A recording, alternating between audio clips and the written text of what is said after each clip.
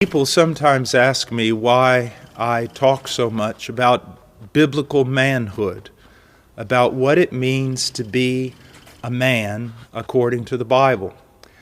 Well, let me put it this way.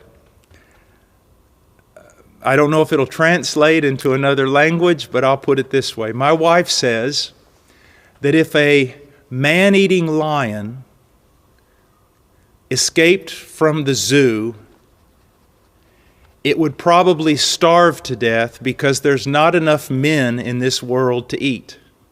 So one of the reasons I teach on biblical manhood is because it's something that's lost. It's something that's lost. Oh, there's a lot of definitions about what it means to be a man. Sports has a definition about what it means to be a man. Hollywood has a definition about what it means to a man. Feminists have a definition about what it means to be a man. But we're Christians, so we need to ask ourselves, what does God say about being a man? Of course, when we look at the Scriptures, as Christians, we know that the perfect example of manhood is not some boxer in a ring, and it's not some football player. It's not a movie star. It's Jesus Christ, the only perfect man that ever walked on this planet. So when I'm teaching on biblical manhood, I'm not trying to teach a bunch of young men how to be tough and beat up people. I'm also not trying to teach them to be feminine. I'm trying to teach them to be like Christ.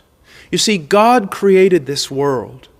God also set the order for this world. He created a man, He created a woman. We also see throughout Scripture that He gave different roles to men and different roles to women. Also, there are different virtues that are outstanding in men and others that are outstanding in women. Also, He tells us how we are to interact as men with men and men with women, as older men with younger men and younger girls, fathers with children, husbands with wives. He's told us in the Scriptures how we ought to be and how we ought to act, and that has been lost.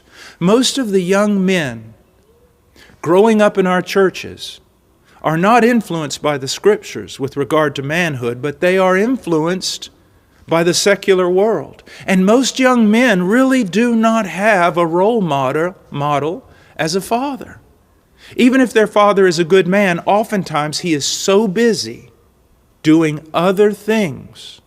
His work, maybe his hobbies, maybe even church. He's doing so many things that he doesn't have time to fulfill the biblical requirements of a father. And so I teach on biblical manhood simply because so few people are doing it. And it is an important theme in the Bible. I have 2 sons. So from the time that they were young, they're now 9 and 11, but from the time that they were just little children, I began to teach them about what it means to be a noble, virtuous, godly man. I'm also, even though I quite often fail, I'm trying to model that for them. And not only for my sons, but also for my daughter. Because one day my daughter is probably going to marry. She's going to find someone, or someone is going to find her. God's going to bring her together with someone else who's a young man. I want her to have a proper understanding of what a man must be like to be a biblical husband. So I consider this very, very important, extremely important, especially in light of everything that we're seeing today in our world. Do you realize that our entire world is shifting?